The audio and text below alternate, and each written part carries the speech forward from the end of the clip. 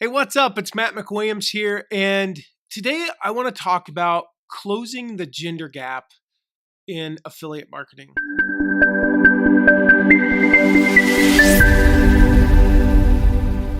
Since I have been involved in affiliate marketing, since 2004, it's been traditionally a male dominated industry.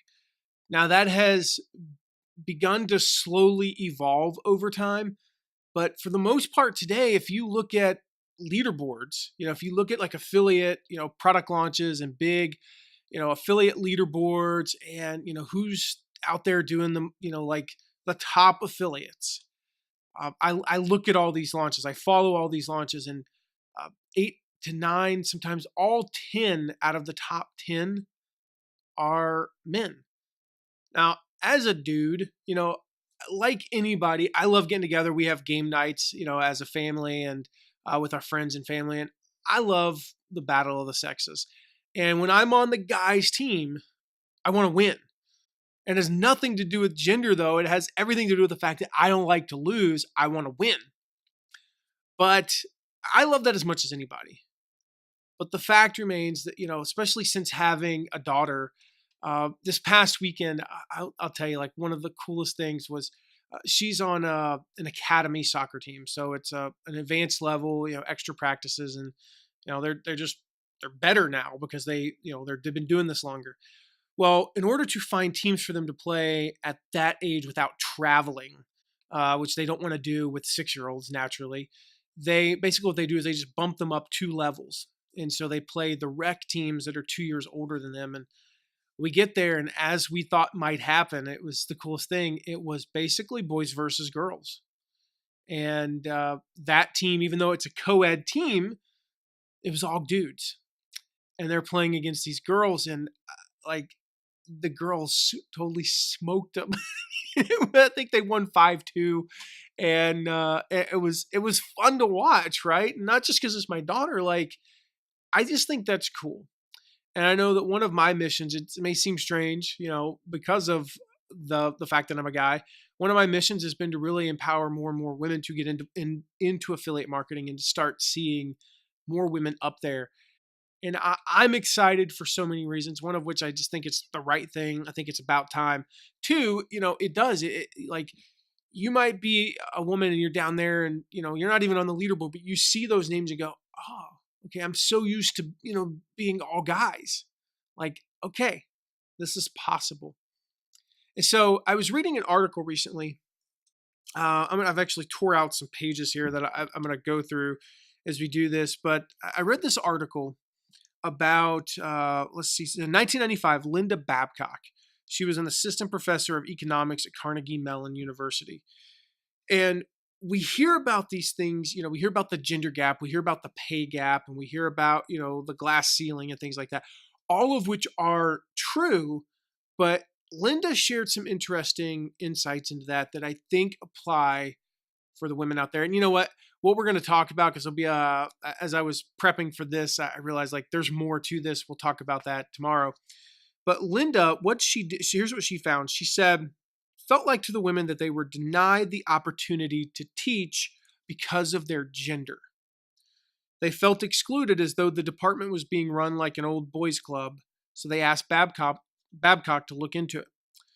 When she broached the subject with the economics department head, she got the other side of the story. She learned that the teaching positions had been awarded to doctoral students who had approached the department head with detailed proposals for new courses.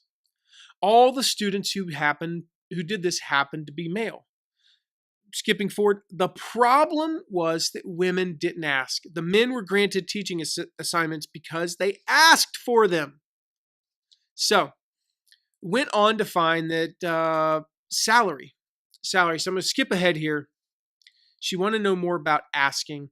And it said, much to Babcock's surprise, more than half of the male graduates, because what she found was that after they graduated, males made more than females.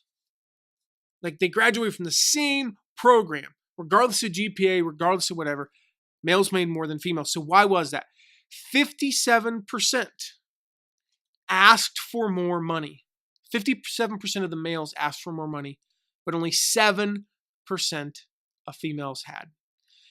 Instead, 93% of the women and about 4 out of 10 of the men accepted the initial salary offers with no questions asked. Now, why do I say this? Because this has nothing to do with affiliate marketing, right? Well, it has everything to do with affiliate marketing, because what do you notice about that? They asked, and we'll talk tomorrow about, this fear of asking. Average pay for the students who negotiated, men and women, was $4,305 higher, a 7.4% increase above the non-negotiators. The women who asked and the men who asked both got, on average, almost identical amounts higher. Almost identical. So the difference, why were men ahead of women in terms of salary? 50% more asked for more money. That was the reason why they were making more money. So she went on, Babcock, this all comes from a book called Women Don't Ask. And she went on to see that, only 25% of all of the students asked for more money when they got their first jobs. But those people made over 7% more. These numbers, they really opened up my eyes, because it aligns with what we're seeing. And one of the things that we tend to see with men is they're not as afraid to ask for the sale. They're not afraid to get out there and put themselves out and say, you need to check this out because it is life-changing stuff. And the women sometimes tend to kind of shudder back from that. It ultimately comes down to asking. And if we want to close that gap,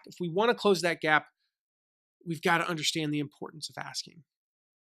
So tomorrow, I'm going to talk about that. I'm going to talk about the fear of selling and asking, and how to get past that, and what all this means. But in the meantime, if you're out there, you're female, and you want to break into affiliate marketing, know that it's possible. And if you have any questions about affiliate marketing, male or female, you have any questions whatsoever, go to asktheaffiliateguy.com and ask your question there. And we prefer if you submit an audio version or a video version, so we can play that for people. But ask your question at asktheaffiliateguy.com, and I'll see you in that next episode.